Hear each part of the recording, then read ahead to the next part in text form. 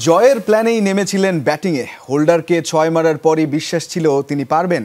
চিটাগংকে ফাইনালে তোলার নায়ক আলিস আল ইসলাম জানালেন তার অনুভূতির কথা। চোটের কারণে ফাইনালে অনিশ্চিত এই স্পিনার প্রথমবারের মতো কোচ সালাউদ্দিনের প্রশংসা পেয়ে উচ্ছ্বসিত এই কিংস তারকা। ব্যাটিংয়ের জন্য আগে থেকেই আলিসকে প্রস্তুতির পরামর্শ দিতেন কোচ সালাউদ্দিন।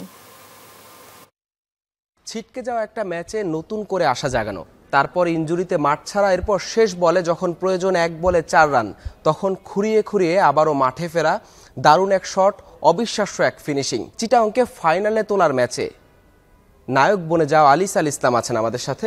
আলিস, স্বাগত আপনাকে। শেষ যখন 3 ওভারে 34 রান প্রয়োজন ছিল, আপনি তখন নামলেন, ওই সময় আসলে মাথায় কি ঘুরছিল? যখন আমি নামলাম তখন সানি ভাইয়ের আমি কথা বলতেছিলাম যে ক্রিকেট ফানি গেম, যে কোনো কিছুই হইতে পারে। তো আমি সানি ভাইয়ের বললাম যে ভাই কনফিডেন্স রাখেন, তো আমরা এই ম্যাচও জিততে পারি। হোল্ডারকে একটা ছক্কা, একটা 4, এরপরে তো নিশ্চয়ই ম্যাচে জেতাতে পারবেন এমন একটা আত্মবিশ্বাস ছিলই। আমি যখন হোল্ডারকে ফেস করি তখন আসলে আপনার 15 ওভারের রান লাগতো, আপনার মনে হয় 32 রান। তো তখন যখন আমি একটা 4 আর 6 মারি, তখন আমাদের রান লাগে 13 বলে 22 রান।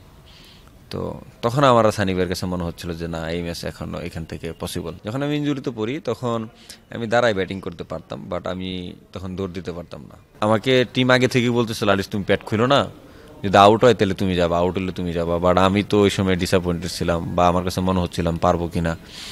তো আমি প্যাট খুলে একটু হতাশা নিয়ে প্যাট খুলে ফেলি। তারপর যখন 1 বলে 4 রান লাগে তখন আমি চিন্তা ভাবনা করি যে এখন তার দৌড়ার কোনো অপশনই নেই, তো আমি যাই, ইনশাল্লাহ যদি কিছু হয়। শেষ মুহূর্তে নাটকীয় জয়ের পর কেমন ছিল আবহ, সেই সাথে আলিস জানালেন ইনজুরির আপডেট। প্রায় নিশ্চিত ফাইনালে থাকছেন না এই স্পিনার। না, অবশ্যই ওটা তো আসলে আপনি বাসায় প্রকাশ করতে পারবেন না, ওটা আসলে সবার ইমোশন দেখলে আপনি বুঝতে পারবেন। ইভেন টিম ওনার থেকে শুরু করে এভরিবডি, টিমের সব মেম্বার একসাথে যতটা এক্সাইটেড ছিল ততটা কিন্তু চোখের কোনায় পানিও ছিল। কন্ডিশনটা কেমন এখন? ইটস নাও 50-50। লক্ষ্য আগে থেকেই ছিল বোলিং অলরাউন্ডার হবার। কোচ সালাউদ্দিনের পরামর্শ নিয়েছিলেন। ম্যাচ জয়ের পর প্রথমবার কোচের প্রশংসা পেয়ে তাই তো উচ্ছ্বসিত কিংসকে ফাইনালে তোলার এই নায়ক।